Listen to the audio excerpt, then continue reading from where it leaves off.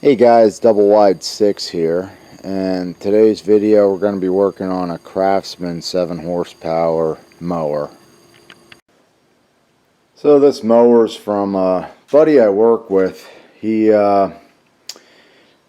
been bringing me all kinds of stuff, chainsaws, mowers. He brought over his father's equipment. I've been fixing a bunch of chainsaws. This guy cuts wood and sells it.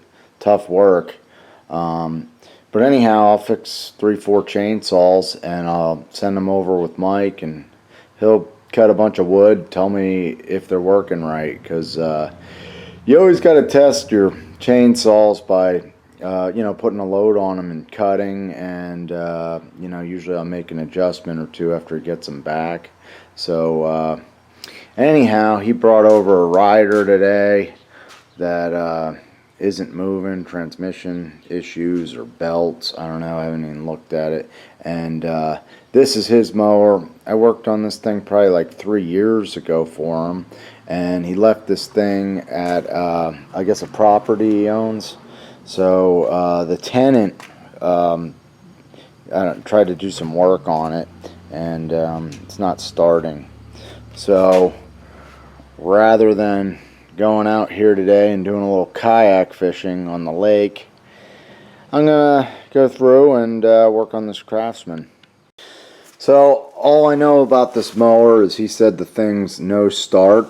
Here's the carburetor bowl. I didn't see the bowl nut. I'll go through the grass, and you can see the float from the carburetor, and there's even there's twine wrapped around here. You know, I'm thinking, I wonder if the dude lost the bowl nut and tried to tie that on there. This is definitely wrapped around and tied. Oh, you know, he's probably trying, maybe he's holding up the float so the gas didn't leak out. Who knows? There shouldn't be any gas in it because the float bowl's not on it. Yeah, that's dry, so that's probably good. Alright, we're going to tear into this thing. Check it for spark.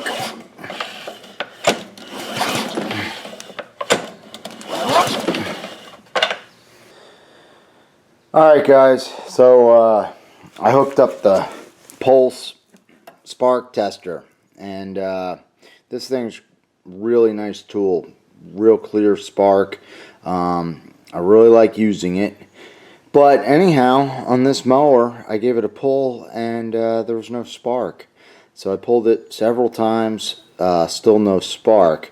So I noticed that when I was pulling it, the rope was kind of yanking out of my hand, and that's a pretty clear signal of a sheared or broken flywheel key. So usually when you shear one of your flywheel keys, that's caused generally by hitting something with the blade. So the next thing I did, this mower really paid to do my pre-game checks.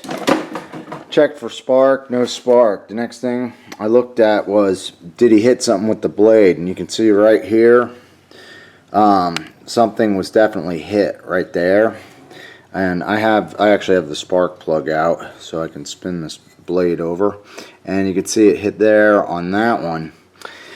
And then what I looked at, if you look at that center bolt, I don't know how well you can see it, but the crankshaft on this thing is bent, and that means this mower's shot. Even if I got it running, the handles would be vibrating and wouldn't work. You can see right there, it's like going up. So yeah, it's definitely bent pretty bad. This thing's shot. So anyhow, my work is done on this one, and I might end up going out and doing a little kayak fishing today after all. So I'll have to talk to my buddy and see what he wants to do with this thing. Basically it needs a new engine if he wants to run it, so it's not worth it. So I don't know if he wants it, but there's a few good parts on there. But besides that, it's pretty much useless. So anyhow, I'm Double Wide 6, and I will put a link on the video to the Optima Spark tester if you're interested in that. And you can check that out, and you can check out my other small engine repair videos. So click the description to see the link. Have a good day.